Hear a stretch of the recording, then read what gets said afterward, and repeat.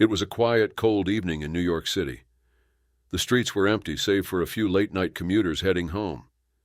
The city that never slept seemed to slow down in the late hours, as if the hustle and bustle of everyday life had quieted for just a moment. Inside a small neighborhood library, the only sound that could be heard was the soft rustle of pages and the occasional click of a keyboard. The library, though small, was a sanctuary for many, a place to escape the noise of the outside world and find solace within the pages of a book. It was here that stories came to life and knowledge was shared. Among the few who remained that evening was a young girl sitting in a corner booth, her eyes red and swollen. The fluorescent lights above cast long shadows, making the library feel even more deserted. Her face, damp with tears, reflected the internal storm she had been battling all evening. She had come to the library to study for an exam, but now her books lay untouched on the table, forgotten in the wake of her emotions. The world seemed to ignore her, with everyone lost in their own thoughts, minds buried in books. But her sorrow couldn't be ignored. Her face was wet with tears, her body hunched over in despair. Her name was Lily. She had always been a quiet girl, someone who kept her troubles hidden behind a smile. But recently the weight of her struggles had become too much to bear. The death of her mother, her father's long hours at work, and the feeling of being abandoned by friends had pushed her to a breaking point. Tonight, the library had become her refuge, but it also magnified the emptiness that had followed her for months. She had come here to study, but she could barely keep her eyes open. Her mind kept replaying the words her father had said to her earlier that day, a painful reminder of the distance between them. He didn't understand her pain, and in that moment neither did she. As she sat there, her thoughts began to spiral further, feeling the weight of isolation. It was as though she had been pushed into a corner, with no way to escape the crushing silence of her own mind. Her emotions were building up like an unstoppable wave, threatening to drown her. Yet there was a strange sense of calm in the stillness of the library. In a way, it provided her with a space to confront the tangled mess of thoughts that clouded her head. Still, she couldn't shake the overwhelming feeling that no matter how hard she tried, she would never find peace. It felt like the world was moving forward, and she was stuck in a never-ending loop of sadness and confusion. As Lily wiped her tears with the back of her hand, trying to compose herself, the door to the library creaked open. The tall figure of a man entered, his face illuminated by the soft, warm glow of the library's overhead lights. Morgan Freeman. It wasn't unusual to see a celebrity in New York, but this was different. There was something undeniably comforting about the voice and presence of the man known for his deep, soothing tones and unmatched wisdom. He didn't appear rushed, didn't seem like someone preoccupied with the world outside. Instead, he moved with purpose, taking in the quiet, unassuming energy of the room. He had been in New York for a speaking engagement earlier that evening, but he had decided to take a walk to clear his mind. He found himself drawn to the library, a place where he could unwind and observe the world around him. As his gaze wandered across the room, it landed on Lily. He noticed her instantly, her trembling hands, the sad glint in her eyes. But it wasn't just her tears that caught his attention. It was the way she seemed completely lost, as if no one in the world could possibly understand what she was going through. He had seen this before, people lost in their own grief, their own confusion. But something about Lily's vulnerability pulled at his heartstrings, urging him to act. Morgan approached her quietly, careful not to startle her. He wasn't sure what he could offer, but he knew he couldn't leave without trying to help. He sat down beside her without saying a word, his presence calm and steady, as if he had all the time in the world. For a long moment, the only sound was the turning of pages as Lily tried to regain her composure. She could feel his eyes on her, but she was too embarrassed to look up. Yet there was something different about the way he was looking at her, not with judgment, not with pity, but with genuine concern. Finally, after what felt like an eternity, he spoke. His voice was gentle, but there was an undeniable warmth to it that instantly put her at ease. What's troubling you, young lady?" As he spoke, there was no rush in his words, no urgency. It was as though he had all the time in the world to listen to her, a rare and precious gift in a world that often demanded so much from people. It was clear that Morgan Freeman had no intentions of offering quick, shallow advice. His presence wasn't meant to make Lily feel better in the moment. It was meant to allow her to feel heard and understood.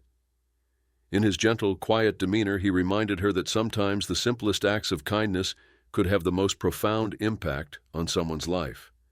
His willingness to be present, without judgment or expectation, made Lily feel seen in a way she hadn't in a long time.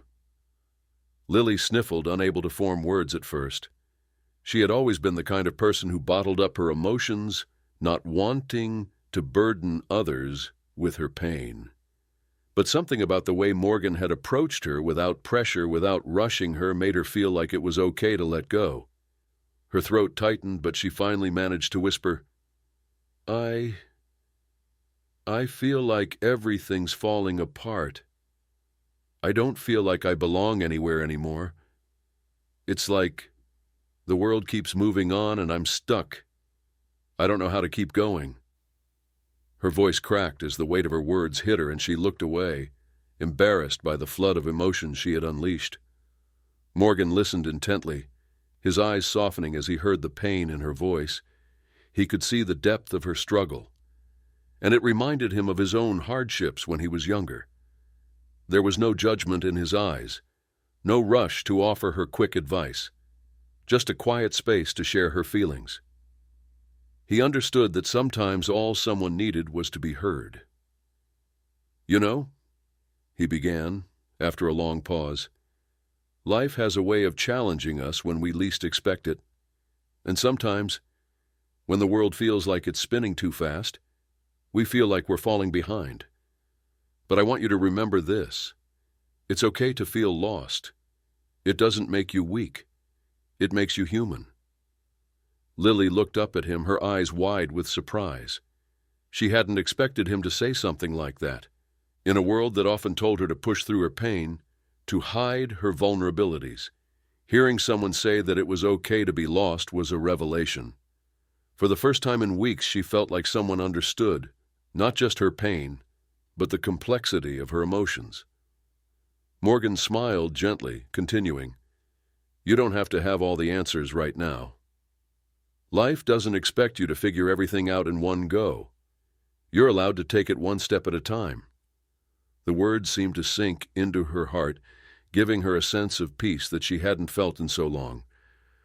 For the first time in ages, Lily realized that it was okay to not have everything figured out. She didn't need to pretend to be okay, didn't need to wear the mask of strength that others expected of her. It was okay to grieve, to feel lost, and to take things one moment at a time. She allowed herself to be vulnerable, something she hadn't done in months, and in that vulnerability, she found a sense of relief. There was something beautiful about the honesty in Morgan's words, a reminder that it wasn't about fixing her pain, but about accepting it and moving through it at her own pace. As Morgan spoke, Lily felt a strange sense of calm wash over her. It was as though his words had unlocked something inside her, a spark of hope that had been buried under layers of sadness and doubt. "Does that make sense to you?" Morgan asked, his voice still as comforting as a warm blanket on a cold night. Lily nodded, her chest tight with emotion, but a sense of relief beginning to take root. "Yeah," she said softly, her voice barely above a whisper. "I think it does. It's just hard to see that when everything feels so overwhelming." Morgan reached out, placing a hand gently on hers. His touch was reassuring, steady. "It's okay," he said. "You don't have to face this alone. There's always a way through, even if it's not clear right now. You have the strength inside you, more than you know. And when the time comes, you'll look back on this moment and see how far you've come. But for now, take it slow, one day, one step at a time. That's all you need to focus on." Lily's heart swelled with gratitude.